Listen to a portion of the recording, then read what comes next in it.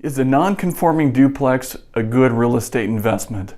Hi, I'm Nate with Keyrenter. We're going to explore briefly this topic as it's something that comes up all the time for us here at Keyrenter as we have different investors and landlords that are exploring options and trying to see where they can get the most bang for their buck.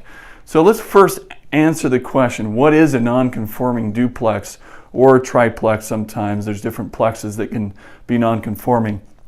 Here's just an example. Here's a property that is meant to be a single family home. Okay, this is just a normal split entry home. Okay, but what happened is the landlord or the investor converted the basement here into its own apartment. One of the things that makes it non-conforming though is the zoning of this area isn't zoned multifamily. That could be one thing. Also, there's only one gas meter, one power meter, and oftentimes one furnace, one AC unit, because it's meant to be a single family home. That's why it's non-conforming. There's also one entrance. Typically the basement entrance is around the driveway here and in the back or on the side. Sometimes you can wall it off and have it be in the entryway.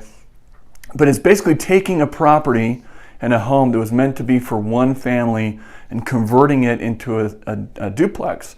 Why would someone want to do this? Well, the logic here, the theory is that if we have two units, we can get more rent.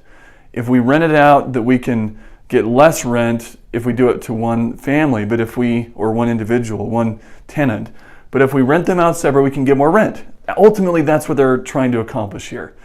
So I want to just talk about this briefly. And from our experience, what we've seen with investments that we've managed, that we've overseen, and clients that have come to us with different situations, and investors that say, hey, can you analyze this property and tell me if it's best as a duplex, non-conforming, or a single family? And this is what we found in most cases. There are some exceptions where a non-conforming can outperform, but this is what we typically see.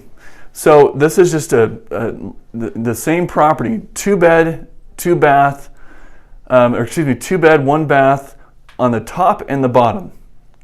So we've got two beds up, two beds down, one bath on the top and the bottom, one car garage, utilities. This is how it's structured oftentimes. It gets a little interesting with non-conforming. The power is up, means the power is paid by the tenant that's upstairs. The gas is paid by the tenant that's downstairs. Okay? The water is paid by the owner since it's shared, right, in a multifamily property. One of the challenges here is, especially if there's central air, in the summer, this is going to be a high expense, and in the winter, this is going to be a higher expense. But the control for the furnace and the central air is going to be controlled by the upstairs. And so sometimes there's challenges with tenant conflict where the downstairs unit says, hey, turn down the heat or turn up the heat, and there's just this conflict of who's paying more, and for management it can be a real challenge. The rent in this situation, $950 up, $850 down, a total of $1,800, which is a net of $1,715 because we got the water of $85 that brings down that net rent. Average occupancy 15 months, and the reason it's 15 months is typically in a multifamily, they're not looking to stay for a really long time. Yes, there's exceptions to that, but most cases it's typical in multifamily to have a shorter term tenant, 9 to 12 months usually, and average in our inventory we've seen is 15 months. Average days on market, they don't rent as fast because a lot of people don't want to have someone above them or below them or deal with the issues here, and so they can take longer to rent, which means more vacancy time. That's what we've experienced. Again, there are exceptions to that. Tenant conflict, yes, not only with the utilities, but also you got someone that's being really noisy, really loud upstairs, downstairs. You got parties that the downstairs tenant doesn't like from the upstairs. You got issues with garbage being left out, all those sort of things. Who's mowing the grass, who's shoveling the walks, who's doing all those things, trying to figure all that stuff out. Okay, and then city restrictions. There's a lot of cities that are cracking down on this, that don't allow it. And so I hear from investors, we got to keep this on the DL, we got to keep this on the down low here and don't let the city find out.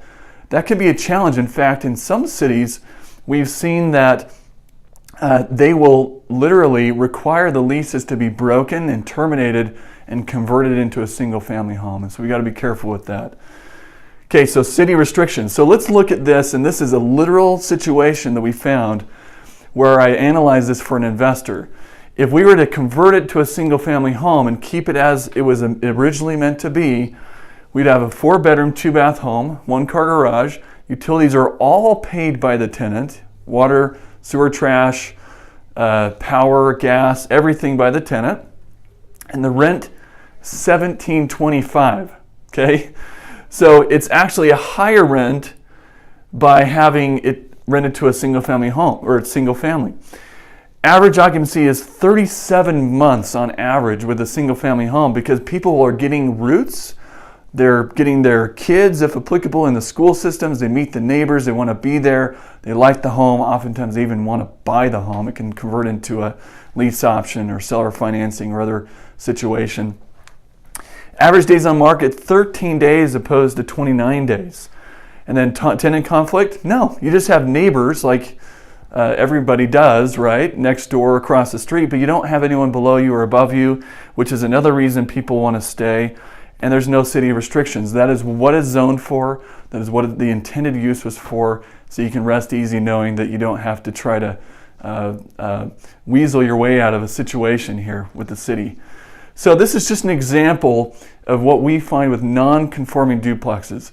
Yes, there are duplexes that are built for that purpose. They've already passed zoning. They've already gone through that process, and those are fine. But this is a situation we see often. If you have questions, if you want to look at a property, want to run it by us, feel free to call, email, come in, whatever you like to do. And we appreciate you, and thanks for watching.